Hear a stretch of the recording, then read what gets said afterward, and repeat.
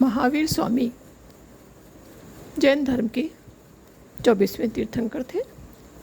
इन्हीं के बारे में आज आपको एक कथा सुनाने जा रही हूँ। राजगृह जो कि चारों तरफ पहाड़ियों से घिरा हुआ था, इन पहाड़ियों में बहुत से तपस्वी और उनके शिष्यों ने तप करके केवल्य ज्ञान प्राप्त किया था। और इन्हीं पहाड़ियों में अनेक गुफाएं ऐसी भी थीं जिन पे तब अनेक ठग, डाकू आदि भी अपना आश्रय लिया करते थे। ऐसा ही एक डाकू बताया जाता है लोहखुर अथवा लाहखुरो, जो कि अपनी पत्नी रोहिणी और पुत्र रोहिणेय के साथ रहता था। ये बेहद क्रूर और निर्दय डाकू, इसने तब मगध में अपना इतना उत्पात मचा रखा था कि इससे पूरा राज्य हलाकान था।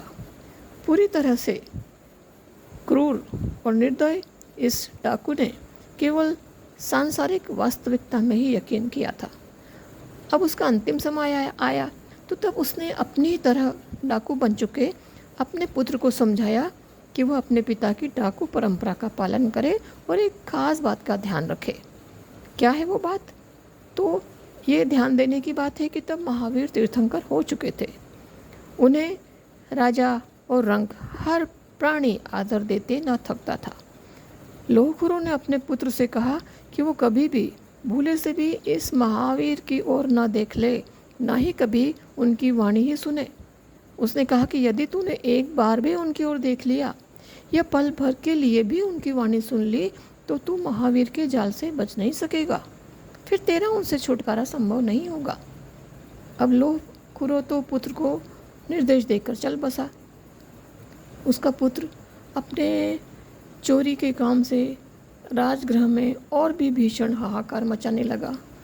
ये बताया जाता है कि उसके पास बहुरूपिणी विद्या और गगनगामिनी पादुकाएं थीं, जिनके बल पर वो अव्वल तो पकड़ में आता ही नहीं था और यदि कभी पकड़ा भी जाता तो बचकर भाग निकलता था।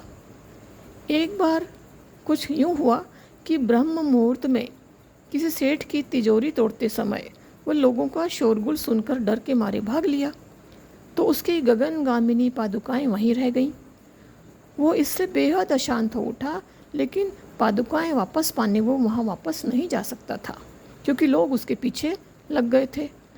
अब वो अंधाधुंध उन लोगों से और राज प्रहरियों से भागते हुए वहाँ जा निकला जहाँ महावीर का प्रवचन चल रहा था।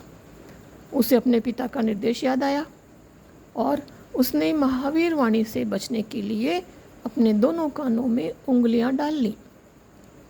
कुछ कदम चला होगा कि उसके पैर में कोई कांटा चुभा, जिससे उसका एक कदम भी आगे बढ़ाना मुश्किल हो गया। पीछे थी लोगों की गुस्साई भीड़ और इधर पैर में कांटा और मन में गूंजता पिता का निर्देश। रोहिणी ने सोचा कि मात्र एक क्षण में ही तो वो कांटा निकाल लेगा, इस बीच कहाँ मेरे कानों में महावीर की वाणी सुनाई पड़ेगी। तो उसने पल भर को अपना हाथ कान से निकाला और अनिमिस नयना मणकज साहणा पुफपदान अभिलाणा चौरंगुलेन भूमम न छिवंती सुराजणा विंती। अनेक ग्रंथों में इस बारे में वर्णन आता है कि अंगुली निकालते ही डाकू रोहिणी के कानों में महावीर की ये वाणी सुन पड़ी। उसने कांटा इधर निकाल के फेंका, उधर तत्काल अपने कानों को पुनः बंद कर लिया। उसे बेहद हताशा हो रही थी कि वो पिता को दिया अपना वचन निभा नहीं सका। अब उसके पास उसकी पादुकाएं तो थी नहीं। दूसरे नगर रक्षक और महामात्य अभय कुमार की सजगता के कारण वो एक दिन पकड़ा ही गया। मगर इतने दुर्दांत डाकू को अपने सामने पाकर राजा ने उसे मार डालने को तलवार निकाली, तो उसने अपने प्राण बचाने को अपने आप को एक साहूकार बताया और प्राण रक्षा की भीख मांगी। राजा का फर्ज था कि वो इसकी जांच करा के ही दंड दे, तो जांच में वो किसी प्रकार डाकू सिद्ध नहीं हो सका। वो बेहद खुश था। महामात्य ने उससे क्षमा मांगी और अपने निवास पर आतिथ्य का आग्रह किया। डाकू ने आतिथ्य स्वीकार कर लिया। महामात्य ने उसका सब तरह से शानदार स्वागत किया। उसे इतना सुरापान कराया कि वो बेहोश हो गया। जब उसे होश आया तो वह आश्चर्य से भर उठा, क्योंकि बिल्कुल स्वर्ग के जैसा वातावरण था वहाँ। अनेक सुंदरियाँ चंवर डुला रही थीं उसे होश में आए देखकर वे उसे तरह तरह से रिझाने लगीं। कुल मिलाकर उसे यह एहसास कराया जा रहा था कि मरकर वो स्वर्ग में आ पहुंचा है। मधुर स्वर में वे सुंदरियां कहती थीं, हे स्वामी, आपका इस स्वर्ग में स्वागत है। आप बिल्कुल न घबराइए और कृपा कर आप हमें बताइए कि आपने पूर्व जन्म में क्या क्या अत्याचार, डकैतियाँ आदि की हैं। कहाँ कितनों को मारा लूटा। डाकू सोचे कि ये तो सच में स्वर्ग है, लग तो यही रहा है। फिर उसे विचार आया कि मेरे जैसे को तो स्वर्ग मिल ही नहीं सकता था। तो तत्काल उसे महावीर वाणी याद आई जो उसने पल भर कोई सुनी थी और जिसका तात्पर्य था कि देवता अनमिष होते हैं। मन में चिंतन मात्र करने से उनके सर्व कार्य सिद्ध होते हैं। उनके गले में पहनी माला कभी कुम्हलाएंगी नहीं और वे जमीन से 4 अंगुल ऊंचे आकाश में चलते हैं। चालाक रोहिणी ने नजरें इधर उधर दौड़ाकर देखा तो पाया कि वातावरण तो पूरा स्वर्गिक था, लेकिन महावीर तो कहते थे कि देवताओं की आंखें अर्ध खुली रहती हैं। इन सब की आंखें तो पूरी की पूरी खुली थी। देवताओं को तो अपने आप सब पता चल जाता है, उन्हें किसी से पूछकर जानने की क्या आवश्यकता। और उसने तो महावीर वाणी सुनी थी जो थी कि देवता आकाश में 4 अंगुल ऊंचे विहार करते हैं। ये सब तो भूमि पर चल रहे थे। उसे समझ में आ गया कि यह नगर रक्षक और महामात्य की कोई चाल है। सो उसने सुंदरियों को जवाब दिया कि मैंने कोई अपराध, अत्याचार नहीं किया है, किसी को नहीं लूटा है, इसीलिए मैं स्वर्ग में आया हूँ।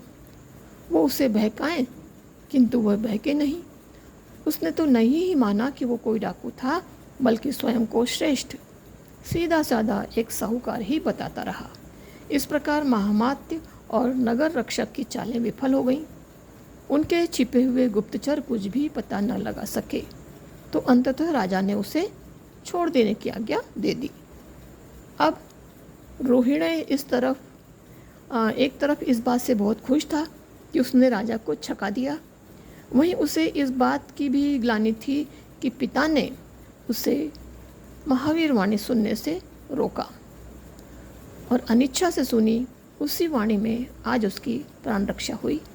यदि पिता ने निर्देश न दिया होता तो शायद वो जाने कितनी बार उनकी वाणी सुनता और अपना पूरा जीवन लाभान्वित कर लेता।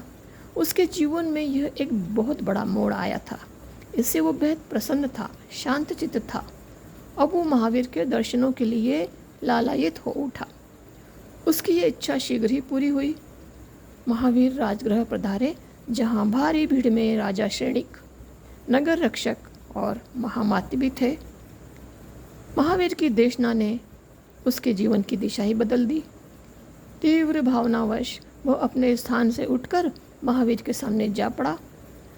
उन्हें नमन कर उसने उनसे अपनी शरणागति मांगते हुए उनका धर्म स्वीकार करने की इच्छा प्रकट की। महावीर तो सर्वज्ञ थे। उन्होंने अनुमति देने में जरा देर न की और सहर्ष अनुमति देते हुए कहा कि कल्याणी कार्यों में विलंब कैसा। महाराज श्रेणिक और महामात्य उसे पहचान गए। उनके सामने उसे महावीर अपने धर्म में दीक्षित कर रहे थे। तब उन्होंने सोचा कि सच ही जिसे डाकू समझकर पकड़ा था वो तो साधु निकला। इधर वे अपने किए पर मन ही मन लज्जित होते थे कि उधर रोहिणी ने अपना अपराध कबूल कर लिया। उसने कहा कि वैभारगिरी की एक गुफा में सारा लूटा हुआ धन रखा है, जाइए सबका धन ले लीजिए, सबका धन वापस कर दीजिए। महावीर से दीक्षा पाकर उसने अपना सारा जीवन जप तप, स्वाध्याय व ध्यान आदि में लगा दिया। तो वो भयंकर डाकू अब साधु रोहिणी कहा जाने लगा। महावीर प्रसंग में ये दृष्टांत देने का मेरा आशय यही था, इस छोटी सी कहानी को सुनाने का, कि महावीर के धर्म में सबका स्वागत था और उनका विशेष आग्रह था कि किसी का कल्याण हो रहा हो तो देर क्यों, कल्याण का काम करने में कभी भी देर न कीजिए। अगर वीडियो पसंद आया तो लाइक और शेयर कीजिए।